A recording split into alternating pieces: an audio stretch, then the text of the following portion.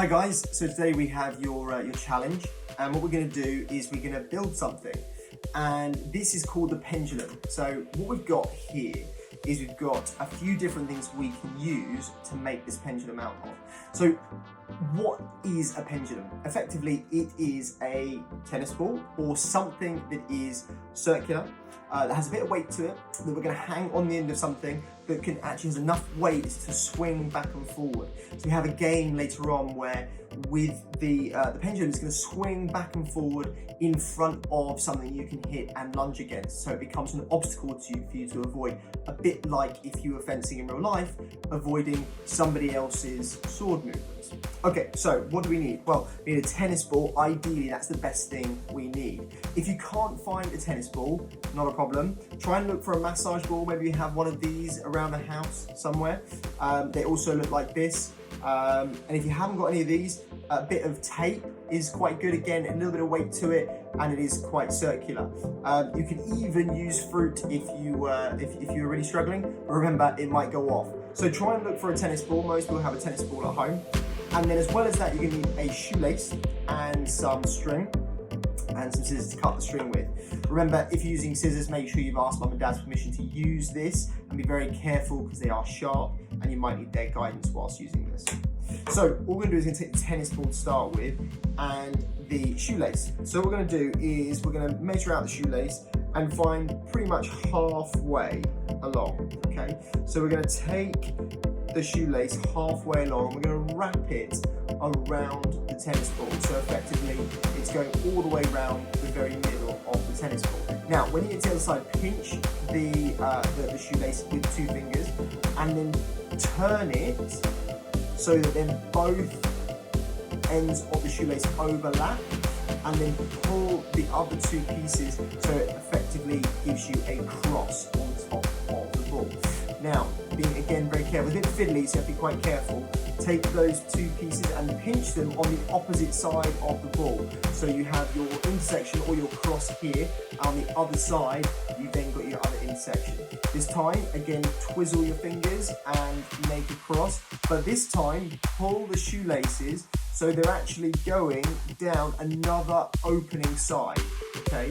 So you're not going to go back over the shoelace you've already gone over, you're going to go into another opening. And again, you're going to run the shoelace down to that knot that's already on the other side.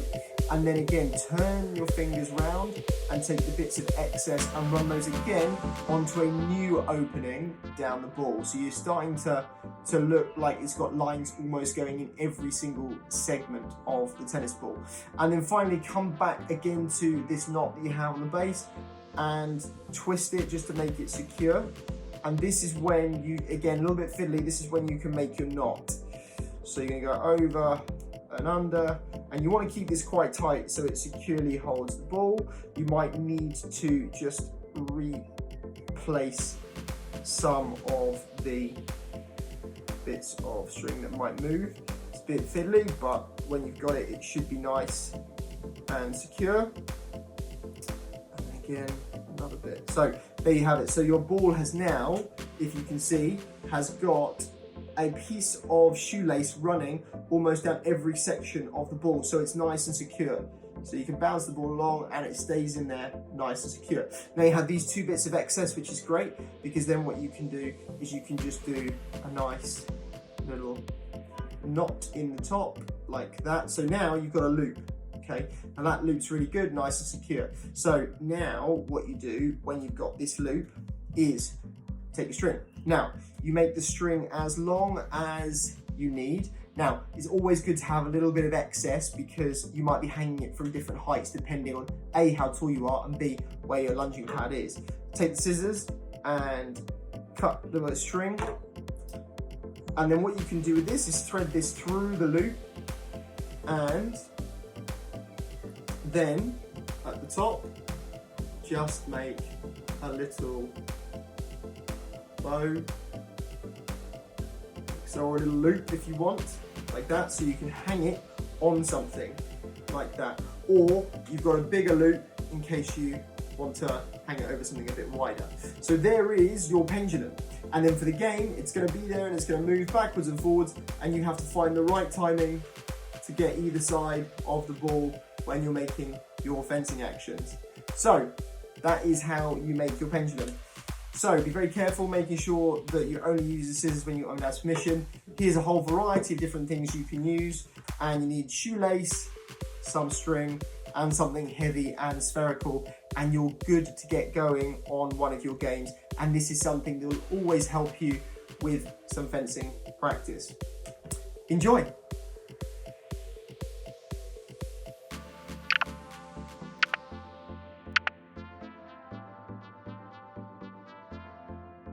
The following contains important information to help you check that these activities are suitable for you, considering your fitness and ability level, and that you have access to an appropriate environment to allow you to undertake them safely. All activities are undertaken at the participant's risk. Only undertake activities that are suitable for your level of ability, health and fitness. Do not participate in these activities if you have any injuries. Ensure that you remember to work within your ability and physical limits. Listen to your body and keep hydrated. Make sure you have undertaken an appropriate warm-up. If you're taking part in any of the creative activities and need to use sharp objects such as scissors and cutting implements, ensure that you have an adult present to supervise.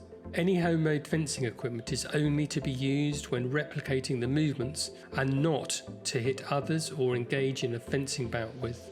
Finally, ensure that you follow all government advice around COVID-19 and social distancing.